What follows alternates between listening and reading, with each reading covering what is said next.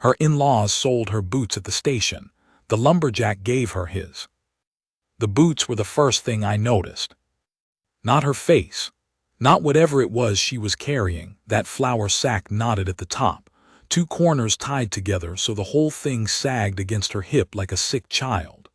Not the fact that she was standing outside the depot at Morrow Creek in the middle of November in her stockinged feet, with the mud already coming up dark between her toes. The boots. Because they were sitting on the depot steps right there, like somebody had set them down to be admired. Brown leather, low-heeled, cracked at the toe of the right one where the stitching had started to split. Small. Woman's size, maybe a 5 or a 6, just sitting there in the cold with nobody wearing them. I had 3 logs left on the wagon from the day's last run. I'd been going to take them to Darnell's mill yard, collect my money, and go to sleep. I'd been awake since before light, which is to say since around 4 in the morning, and I had maybe a quarter-inch of patience left in me for anything that wasn't a bed. I pulled the team up anyway. It wasn't a decision. It was the boots on the steps and the woman in her stockings in the mud and something in the set of her that said she was not going to ask for help. Not from me or anyone else on that road. She had her chin angled out a little, not high and proud, just set. Like she'd decided to hold something in place with the muscles of her jaw, and she was going to hold it there as long as she had to. I climbed down.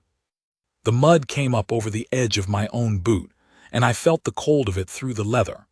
November in this part of Oregon is not the killing cold you get further east, not the kind that finds your bones and takes up residence, but it's wet. And the wet is its own particular misery if you've got nothing between your feet and the ground. "Those yours," I said, nodding at the boots on the steps. She looked at me, brown eyes, steadier than I expected for someone who was clearly trying not to shake.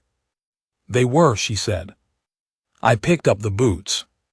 Close up, I could see they were worn almost to nothing at the heel. Whoever had bought them hadn't bought them recently. The left one had a crack in the sole that someone had tried to fix with pine pitch, and the pitch had dried and cracked itself and peeled half off. These were not good boots, but they were her boots, and they were sitting on the steps of the Morrow Creek depot at 4:30 in the afternoon while she stood in the mud, and I knew without having to be told that somebody had made a decision about that arrangement that wasn't hers. "Who put them there?" I said. She didn't answer right away. Her eyes went to the road, then to the flour sack at her hip, then back to me. "My mother-in-law," she said. "She said she'd get better use of them than I would. She's got a girl back in Bend who wears a 5. I looked down at the boots in my hand. "You wear a 5. 5.5, she said. They were tight, but they were mine. I stood there with her boots in my hand for a moment. The team shifted. One of the horses, the bay gelding I'd had for 6 years, turned his head back to look at me like he had a question. "Where are you going?" I said. She said, "I don't know yet." Which told me enough. I set her boots back down on the depot step. Then I sat down on the step myself and unlaced my right boot. It took a minute because my hands were cold and the laces were stiff, but I got it off. Then I took off my left one. I set them both on the step beside hers. She watched me do this. I pulled off my wool socks, good ones heavy, that I'd bought in Portland 2 winters ago when I had money to spend, and I set them on top of my boots. Then I walked to the wagon in my bare feet, which was cold enough to be memorable, and I got the old pair from under the seat. I keep a spare pair of boots under the seat because I have done this work long enough to know that you end up wet before you expect to, and wet feet are a problem I can solve if I planned ahead. The spare pair was older than the ones I was wearing. Bigger, too. I'd bought them when I was heavier and I'd never thrown them out. I brought them back to the step. "Put your feet in these," I said. "They'll be too big." She looked at me. "I have socks," she said. "I know, put them over your socks." She sat down on the step. She was careful about it, like she was afraid the step would give way or I would change my mind. She picked up the left boot and fit her foot into it. It swallowed her foot to halfway up the shin, and her toes were nowhere near the end. She looked up at me. "I know," I said. I took the laces from the spare pair and the laces from the pair she'd been wearing, tied them together, and relaced both boots with the doubled lace so they were cinched tight at the ankle. It took a few minutes. She sat still and let me do it, and when I was done she stood up and took a step. "They'll hold," I said. "They will," she said. She took another step, then turned. "Thank you." "What did they give you," I said, "when they put you out?" She held up the flour sack. I said, "What's in it?" She said, "My husband's Bible, a shawl, a jar of preserves, and $17.40. I thought about that for a moment. "Your husband's Bible," I said. "He died," she said, "3 months back. It was his lungs. He'd had trouble since he was a boy, and last summer it took him." She said it plain, the way people say plain things, and there wasn't self-pity in it, just the fact of it sitting there between us. "His family. His mother and his brother, it's their property. I was a wife, not a daughter. His mother made that clear from the first week." She paused. "I think she was kinder today than she could have been. She could have given me less." I thought, $17.40 and a dead man's Bible and a jar of preserves, and the boots taken off your feet is not kindness. But I didn't say it. "Where are you from?" I said. "Dallas City," she said. "I came here when I married Thomas. That was 4 years ago." "You have family there?" "A sister, she's married. They have 5 children and a small place." I nodded. I knew what that meant. A woman who shows up with a flour sack and $17.40 and no boots is an extra body in a house that already has too many. "All right," I said. I put my spare socks on and laced up the good boots. "There's a rooming house on Mill Street, Mrs. Farrow's. She's decent and she doesn't charge more than $1 a week, and she won't ask you questions you don't want to answer." She looked at me. "Do you know her?" "I know her. I can speak to her for you." She nodded slowly. Then she said, "What do you want for it?" I looked at her. "Nothing," I said. She held my eyes for a moment, testing it. Then she said, "All right." Her name was Cora. Cora Vance. That had been Cora Meadow before she married Thomas Vance and moved up from Dallas City. She told me this walking to the wagon, because I told her she could ride with me to Mrs. Farrow's, and she'd need something to say when I introduced her. She climbed up on the wagon without needing help, which told me something about who she was. She set the flour sack on her knee. The big boots made her look like a child wearing her father's work clothes, but she sat straight and she didn't fidget. I took the logs to Darnell's yard first because I needed the money, and because I thought she might as well see what kind of work I did. Darnell wasn't there, his boy was, 16 and sullen, and I unloaded the 3 logs myself. She watched me do it. 3 logs, that's several hundred pounds of weight moved by a man who was 39 years old and tired. But I've been doing this since I was 15, and the logs moved the way they always move. When I climbed back up, she said, "Lumberjack." "I do some felling," I said. "Mostly I haul." "You own the wagon." "I own the team," I said. "The wagon I'm buying off Calhoun Cooper. I'll have it paid off by spring." She nodded like this was information she filed away. Mrs. Farrow's place was a yellow house on Mill Street with a front porch that sagged on the left side, because the post had been rotting since I'd known her, and Mrs. Farrow kept meaning to fix it and never did. The light was on in the parlor. I tied the team and knocked. Mrs. Farrow opened the door and looked at me, then looked at Cora, then looked at my feet, at Cora's feet, the old boots, the doubled laces, and seemed to understand several things at once without being told. "This is Cora Vance," I said. "She's just lost her husband. She needs a room." "Thomas Vance," Mrs. Farrow said. "From up the hill, the one with the lungs." "Yes, ma'am," Cora said. Mrs. Farrow opened the door wider. "Come in out of the cold," she said. Then to me, "You want coffee, Ilias?" I said I did, and I followed them in. That is how it started. Not with anything I planned or anything I wanted exactly. I want to be clear about that. I was 39 years old and I had been alone for 7 years, since my wife Ruth went into the river at the spring flood of 1879 when the ferry crossing at Garrison went down in high water, and I had organized my life around being alone in a way that worked well enough. I had the team. I had the wagon coming. I had a room at Hollies's that was small and warm and cost me $6 a month, and I ate most of my meals at the Creekside Chop House where the food was plain but plentiful. I was not miserable. I want that to be clear too. I just wasn't anything much either. I had supper at Mrs. Farrow's that night because she offered, and because it seemed like the least disruption to Cora, who was sitting at the table with her hands around a coffee cup in a way that told me she was using the cup for the heat of it more than the coffee. She'd taken off the big boots and set them by the door, and she was in her stocking feet at the table, which was a detail I found I couldn't quite look away from. Not for any particular reason, just because it was evidence of something I couldn't name. A woman with no boots sitting at a table she didn't own in a town she hadn't come from, holding a dead man's Bible in a flour sack, eating supper with a man she'd known for 2 hours. Mrs. Farrow made pork and potatoes and biscuits. She talked enough for all 3 of us, which was a kindness, and by the time I left I'd agreed to come back in 2 days to fix the sagging porch post.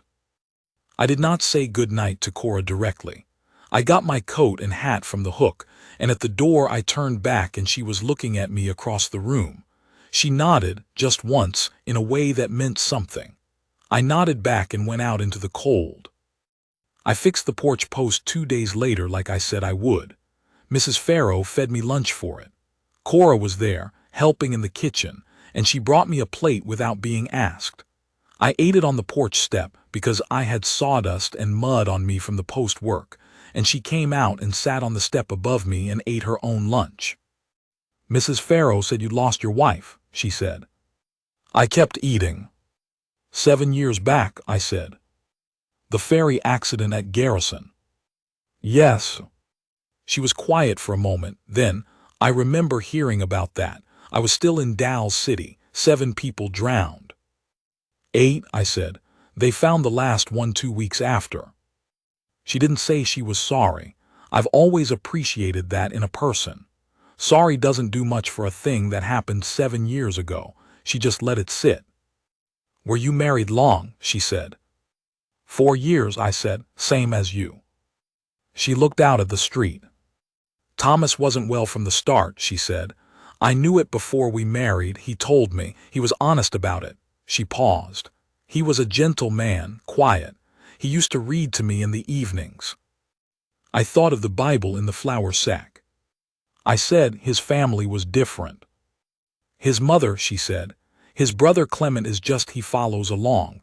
But Miriam, his mother, she stopped. You don't have to tell me. No, I know. She picked a bit of biscuit off her plate. She never wanted him to marry me.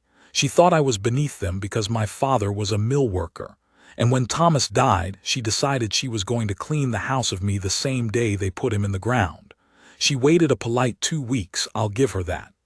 She almost smiled when she said it, which told me exactly what kind of person she was. I thought about Miriam Vance. I didn't know her to speak to. I knew the house up the hill, a big white place with a painted fence, the kind of house that tells you something about the person who chose it. What are you going to do? I said. She said, I'm looking for work. Mrs. Farrow said there might be something at the schoolhouse. The teacher needs a helper through winter while she's expecting, and there's a seamstress on Front Street who might need a hand. Can you sew? My mother made sure of it, she said, and I can read and figure numbers. I kept Thomas's accounts the last 2 years when his hands got bad. I nodded. I kept eating. I'm not asking for anything, she said. Then, after a pause, I just want to be clear about that. I looked at her. I know, I said. I wasn't wondering. She held my eyes for a moment. Then she went back inside to help Mrs. Farrow with the dishes. The seamstress on Front Street was a woman named Headstrom, and she took Cora on for piecework, alterations mostly, some repairs. It paid 40 cents a day when there was work and nothing when there wasn't. She got the school helper position too, Tuesdays and Thursdays, which was another $1.50 the week. Between the two and what she'd had in the flour sack, she could pay her rent and eat. I know all of this because Mrs. Farrow told me, in the way that Mrs. Farrow tells a person things when she thinks they want to know. I didn't confirm or deny whether I wanted to know. I just listened and said very little, which Mrs. Farrow has always taken as encouragement. I came by the house on Saturdays to do whatever needed doing, a gutter that was pulling loose, the latch on the back door that had been sticking since September, a window frame that had warped with the wet. Mrs. Farrow paid me in meals, which suited me better than cash because the cash I was saving for the wagon, and because Mrs. Farrow cooked better than the Creekside Chop House. Cora was usually there on Saturdays. We didn't talk much the first few weeks. She was not a woman who talked for the sake of it, which I respected. She had opinions when she had something to say, and she said them plainly, and then she was done. She did not fill silence out of discomfort. The Saturday I fixed the gutter, she handed me tools from below when I needed them without being asked. She figured out what I was doing and what came next and had the thing ready before I called for it. I noticed. I didn't say anything about it. The Saturday after that, there was a problem with one of the horses, the bay, the one that had been mine for 6 years. He'd come up lame on his right foreleg, and I'd been watching it for a week, and it wasn't getting better on its own. I mentioned it to Mrs. Farrow as I was leaving, not for any reason, just because I was thinking about it. Cora was in the kitchen doorway. "It's the pastern," she said. I turned. "Maybe," I said, "or the hoof, he's short-stepping on it." "My father kept horses," she said. "Show me." I looked at her. "It's cold out," I said. "I have your boots," she said. Which was true. She was still wearing the big ones because she hadn't bought new ones yet. She was saving for them, Mrs. Farrow told me, because she wanted to pay for them herself. She'd stuffed the toes with rags so they fit better, and she'd gotten so used to walking in them that she barely noticed the weight anymore. We went to where I kept the team, at a livery 2 blocks over. The bay, I called him Dutch, which is not a name with a story behind it. I just needed something to call him, and it was the first thing that came to me the day I bought him. Dutch was in his stall, and he let me pick up the foot without much complaint. Cora crouched down and looked.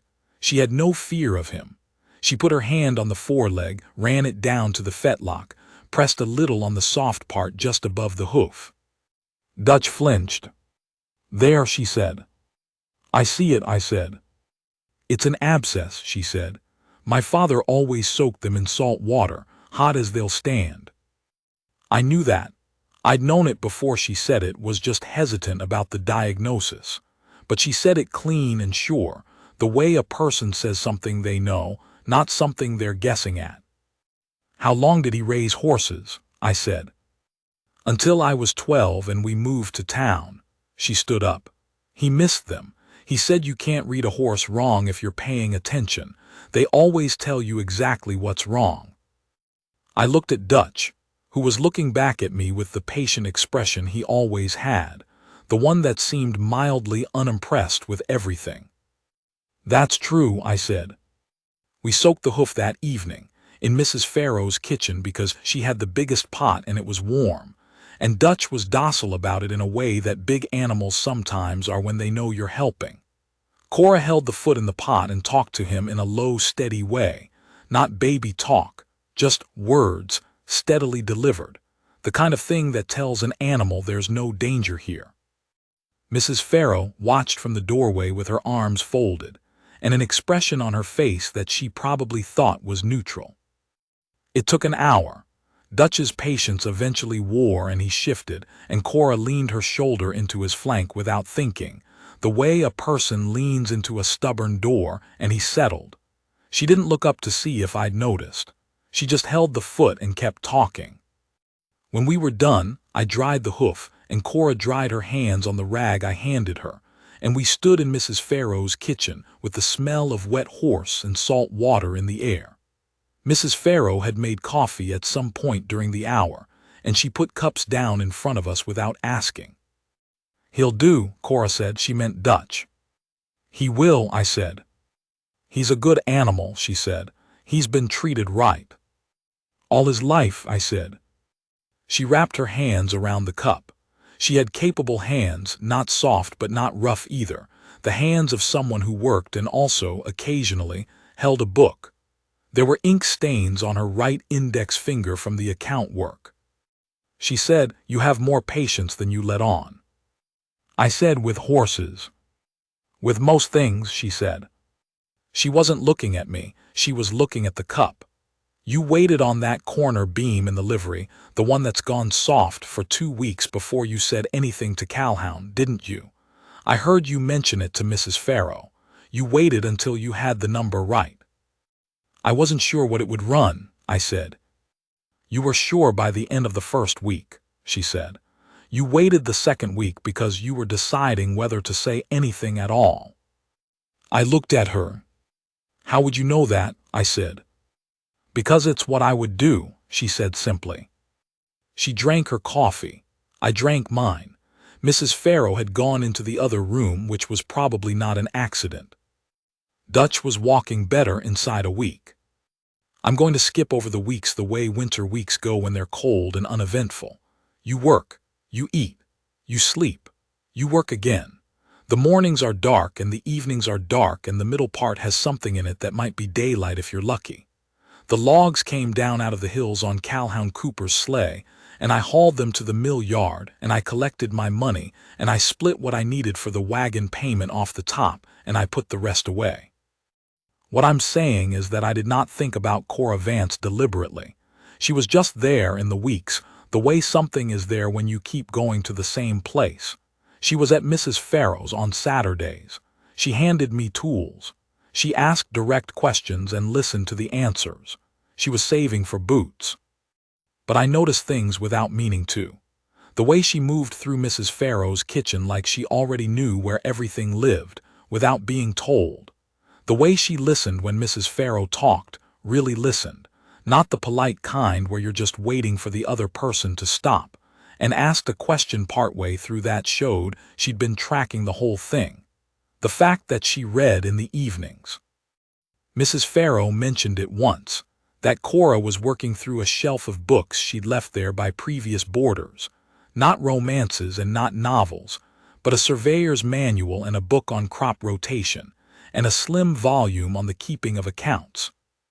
I asked her about it one Saturday, not because I needed to know, just because I was curious. "I didn't have much schooling past 13, she said.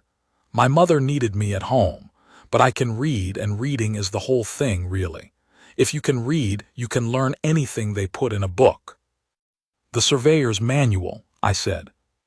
She looked a little self-conscious, which was unusual for her.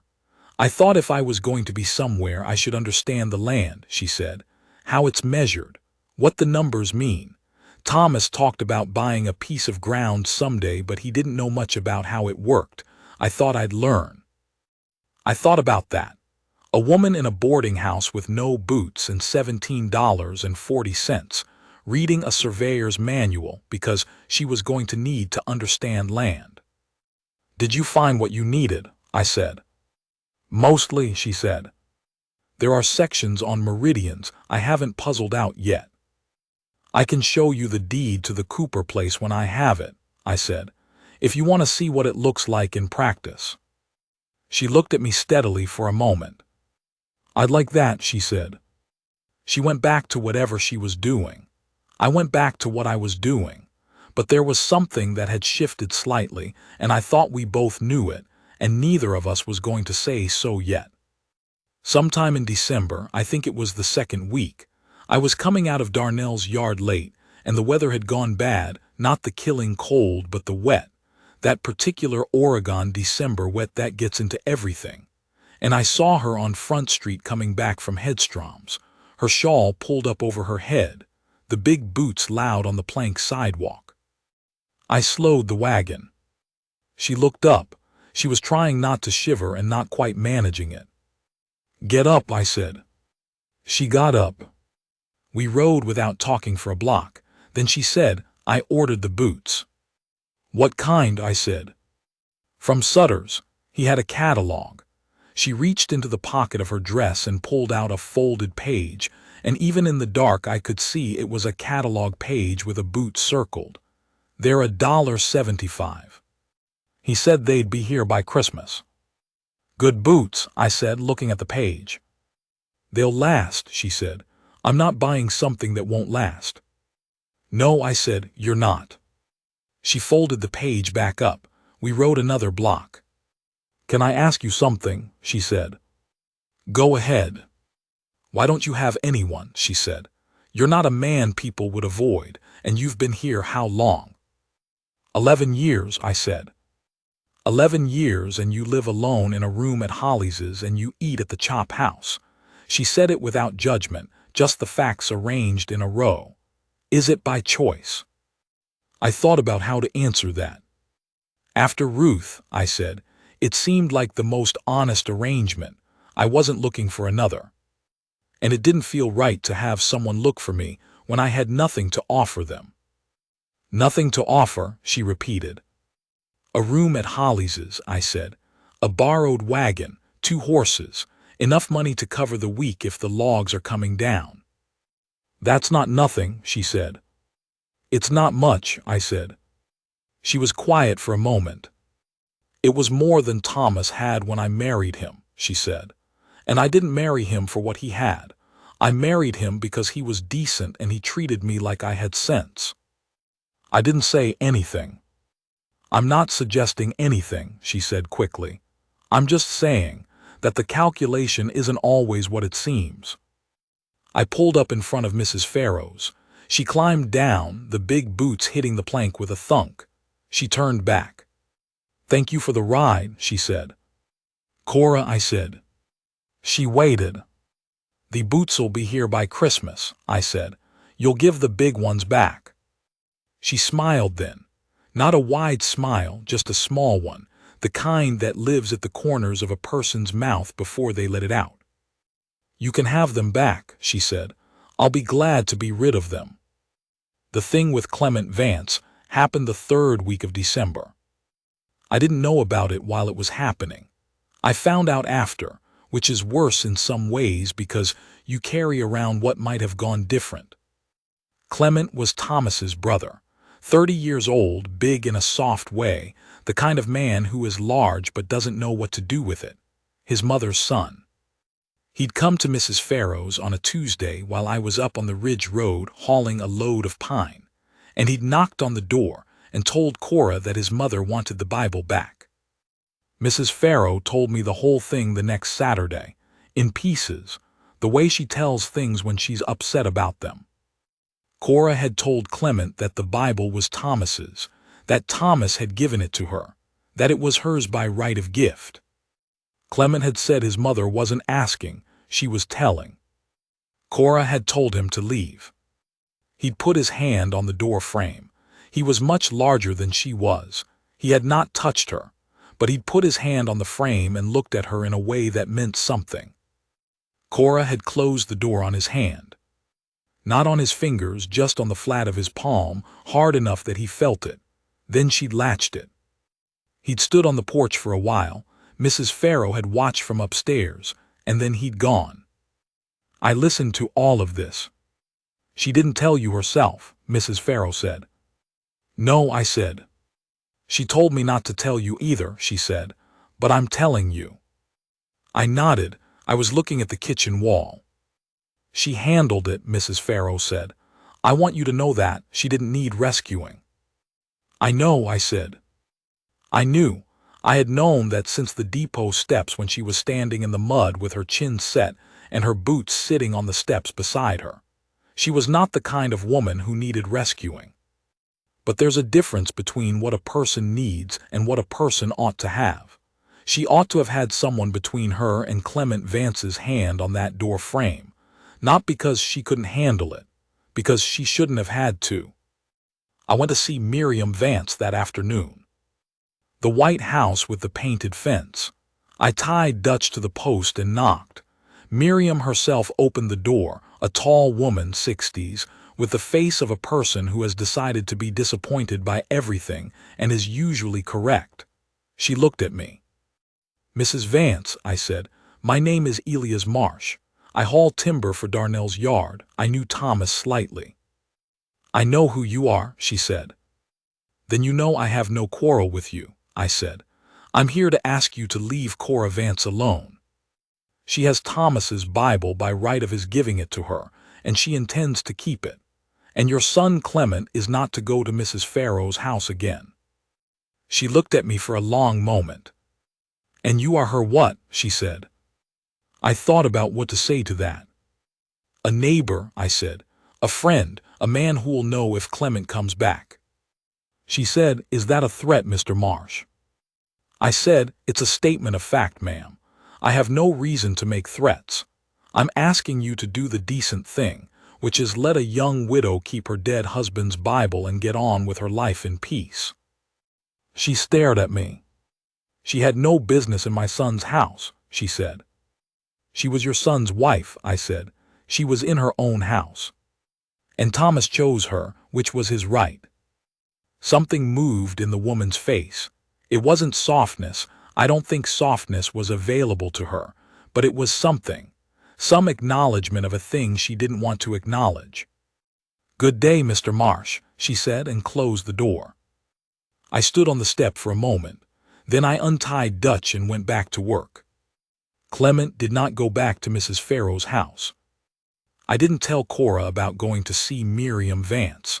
I wasn't sure I was going to tell her at all. It wasn't something I'd done for credit. I'd done it because it needed to be done, and I was the one in a position to do it. But a week later, the week before Christmas, the Saturday I came to replace a cracked window pane, she brought it up herself. "Mrs. Farrow told me you went to see Miriam Vance," she said. I was measuring the window frame. I said, "She tells you a lot of things." "She does," Cora said. "She thinks we're both too stubborn to act without a push." A pause. "Are you angry she told me?" "No," I said. "Were you going to tell me yourself?" I put down the measure. I looked at her. "I don't know," I said honestly. "I didn't do it so you'd know I'd done it." She was quiet for a moment. "What did she say?" she said. "Not much. She closed the door on me, but she heard it." "She heard you," Cora said. There was something in her voice I couldn't quite place. "Elias." She had used my name maybe twice before that. Not pointedly, just when she needed to address me directly, and "you" wasn't specific enough. But this time it was different. "You didn't have to do that," she said. "I know," I said. "She's a formidable woman. She could make things hard for you with Darnell, with the town." "I know," I said again. "And you went anyway." I picked the measure back up. I said, "She's old and she's sad about her son and she took it out on you. That doesn't make it right, and somebody ought to have told her. I was the one who went." She said very quietly, "Nobody's done something like that for me, not for a long time." I didn't say anything. "I mean something where they didn't want anything for it," she said. "Where they just went, because it was right." I found I did not know where to put my eyes. I looked at the window frame. "Your boots'll be here in a few days," I said. She made a sound that was almost a laugh. "Yes," she said, "they will." The boots arrived on the 23rd of December. Sutter sent a boy around to Mrs. Farrow's with them. Cora brought them to me on Christmas Eve, because I was doing a repair on Mrs. Farrow's chimney flashing, and she came out with hot coffee and the old boots wrapped in a piece of cloth. "Here," she said, and held them out. I came down the ladder and took them. They were heavier than I'd remembered good work boots, and by now she'd been wearing them for 7 weeks and they'd gotten into the shape of her, and that shape was somehow still in them even though her feet were gone. I set them under the seat. "How are the new ones?" I said. "They fit," she said. "They're stiff. I'll need to break them in." Walk in them every day, I said. They'll soften up. I know, she said. She handed me the coffee. Merry Christmas, Elias. Merry Christmas, I said. She stayed at the bottom of the ladder while I drank the coffee. The sky was the color of dirty wool, and it was cold enough that the steam off the cup rose fast and disappeared. There was the smell of pine on the air and wood smoke and something else, whatever Mrs. Farrow was cooking inside. I have something for you, I said. She looked up. I went to the wagon. I had wrapped it in brown paper, and it had been under the seat with the boots for 3 days, which told me something about myself that I wasn't going to think too hard about. I brought it down and handed it to her. She unwrapped it. It was a set of accounts ledgers, 3 of them small, the good kind with the cloth covers and the ruled pages. I'd bought them from the stationer in November, which was before I knew she was doing accounts work for Hedstrom, and then when I found out she was, I just held on to them. She looked at them. You kept accounts, I said. For Thomas, I thought if you're doing it for Hedstrom you might need them. These are good ones, she said. The stationer imports them from Portland, I said. They're better than what you can get here. She looked up at me.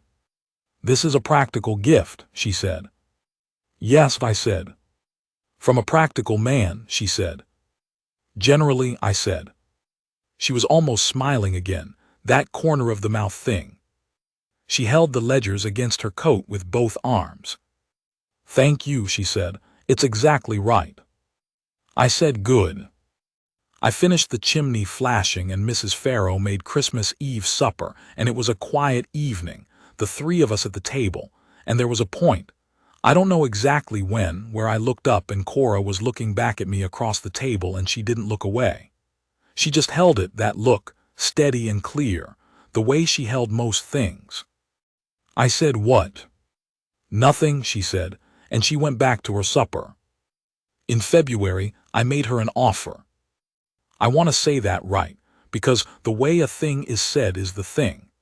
I did not do it the way a man does something when he's decided the woman ought to take it and is just informing her.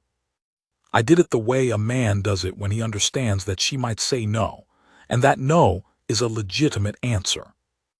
We were at Mrs. Farrow's on a Saturday, the last Saturday of February. The seamstress work had slowed down, and the school had let the helper position go at the end of January because the teacher had her baby early and recovered quick. Cora had told me this plainly and without complaint, but I could do arithmetic. I said, I'm buying a property. She looked up from the mending she was doing for Mrs. Farrow. A piece of land, she said. A cabin on 12 acres up past the ridge. Belongs to a man named Beaumont who's going back east. There's a root cellar and a chicken house and a woodshed, and the well is good. I paused. I have enough saved for the down payment, and enough put by for the first year if the hauling keeps up. That's good, she said carefully. I'm telling you because, I said, and then I stopped and figured out how to say the next part. Because I think you should know what I have, what I can offer. I have a team and a wagon, and I'll have 12 acres with a decent cabin on it by April, and I'm a man who gets up early and does the work and comes home at the end of the day and doesn't drink more than I ought to. She had stopped mending. That's a list of what you are, she said. Yes, I said. Are you saying something to me, Elias? I'm trying to, I said. I'm not doing it gracefully. She looked at me for a long moment. Her hands were in her lap, still holding the mending. I'm not going to marry someone because they have 12 acres and a well, she said. I know, I said. I'm not asking for that reason. I'm asking because you're the most clear-eyed person I've been around in 11 years, and you're good, and you hand me tools before I know I need them, and you talk Dutch through a soaking without once talking baby talk. And I think you deserve someone who gets up early and does the work and comes home. She was quiet. You're not in love with me, she said. It wasn't a question. I don't know what that means anymore, I said. I know that I want to provide for you. I know that when Clement Vance put his hand on that door frame, I wanted to be between you and that door. I know that when you're at the table, I'm at ease in a way I haven't been in a long time. If that's not what you mean, then tell me what you mean, and I'll try to answer it honest." She looked down at the mending. "Thomas was gentle," she said. "He was kind, he read to me." She paused. "But he couldn't fix a chimney. He couldn't move 3 logs by himself. He couldn't have gone to Miriam Vance's door." I didn't say anything. "I'm not saying one is better than the other," she said. "I'm saying that I know what a man who fixes things is. I grew up with one. My father." She looked up. "And I know what it feels like when someone does a thing not because they want something for it, but because it needs to be done." "All right," I said. "I'm not saying yes yet," she said. "I know," I said. "I'm saying I'll think about it." "That's fair," I said. She went back to the mending. I went back to the repair I'd been doing on the porch step, which was finally rotting out the way it had been threatening to for a year. We didn't talk about it again that day. She said yes on a Wednesday, which I remember because it was a Wednesday I wasn't supposed to see her. It wasn't Saturday. There was no repair to be done. It wasn't a meal. She came to Darnell's yard in the middle of the afternoon, which she had never done before, and she asked for me at the gate, and the boy sent someone to find me. I came out from behind the log pile with sawdust on me, and I looked at her standing at the gate in her new boots, the ledgers I'd given her at Christmas under her arm, her shawl pulled close. "Elias," she said. "Cora," I said. "Yes," she said. I looked at her for a moment. "All right," I said. "I have conditions," she said. "Tell me." "I keep my own accounts, separate, not secret, but mine." "Yes," I said. "I stay on with Headstrom as long as there's work. It may not be much, but I'd rather earn it." "Yes," I said. "And if we disagree about something, we disagree like adults, not like I'm a child who needs managing." "I wouldn't have it any other way," I said. She looked at me, steady and clear, the way she'd looked across the table at Christmas. "You're sure?" she said. "I've been sure since December," I said, "since around the chimney flashing."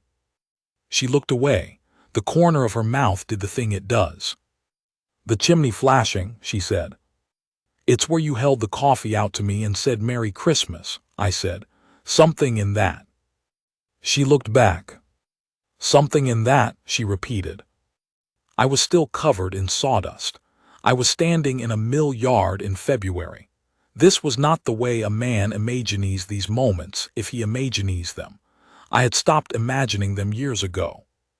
But she put her hand out, just her hand, flat between us, and I took it.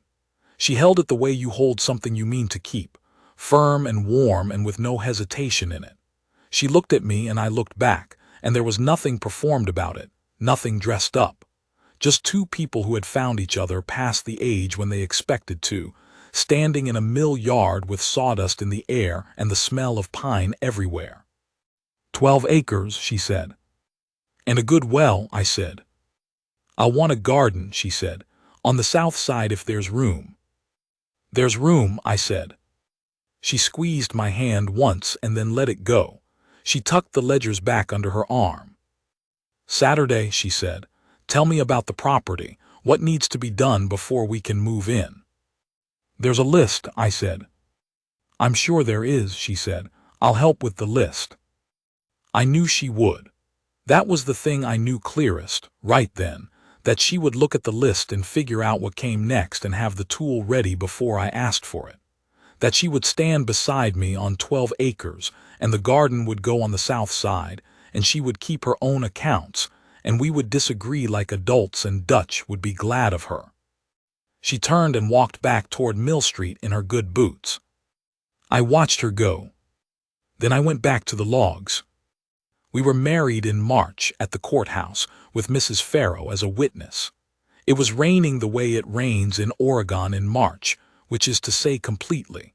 We walked out of the courthouse and the rain came down and neither of us had an umbrella. Cora looked up at the sky. Well, she said. March in Oregon, I said. March in Oregon, she agreed. I put my coat over her head. It didn't help much. We were both soaked within a block, and we walked to the Creekside Chop House because it was the nearest place, and Mrs. Farrow said she wasn't going to let a little rain stop a wedding supper. Mrs. Farrow had a bottle of something she'd been keeping, and she poured 3 glasses and made a toast that was mostly about how she'd seen it coming before either of us had, and she wasn't going to let us forget it.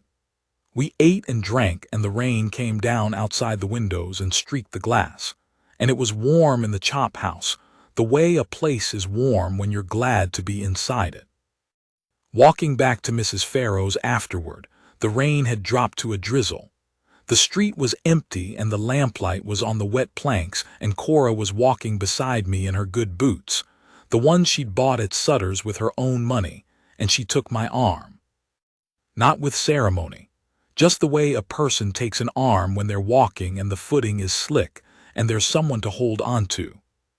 She tucked her hand inside my elbow and we walked. It was as quiet a thing as I have ever been part of. We moved to the cabin on the ridge at the end of the month. The list of repairs was not short. We worked through it together, the way she had said we would, she with the smaller tasks.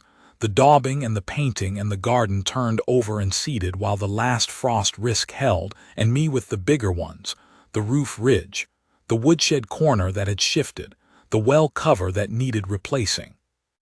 The first day we spent there was a full day's work.